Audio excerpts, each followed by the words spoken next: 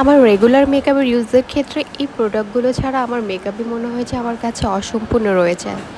এই প্রোডাক্টগুলো আমার কাছে এতটা ভালো লাগে, মনে হয় যে আমার মেকআপের লুকটাই চেঞ্জ করে দেয় প্রোডাক্টগুলো। বিশেষ করে এই লিপস্টিকগুলো তো এত পরিমাণ ভালো একটা, মানে কি বলবো, জাস্ট লিপস্টিকগুলো একদম অস্থির একটা লিপস্টিক। সো আমার কাছে এত পরিমাণ ভালো লাগে এই লিপস্টিকগুলো।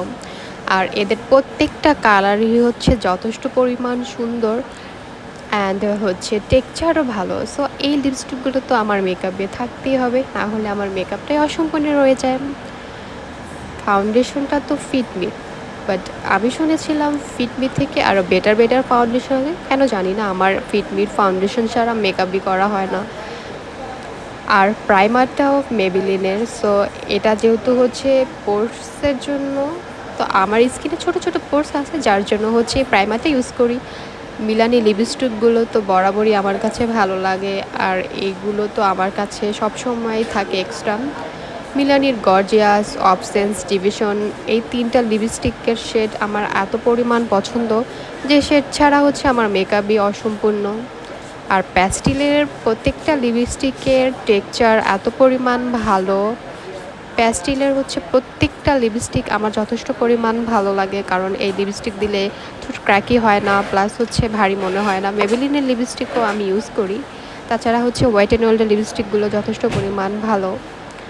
এই লিপস্টিক ছাড়া আমার মেকআপগুলোই মনে হয় বরাবরই করলে অসম্পূর্ণ রয়ে যায়। W7-এর লাইনারটা আমার যথেষ্ট পরিমাণ ভালো। তাছাড়া আমি হচ্ছে টপ ফেসের লাইনারটা ইউজ করি।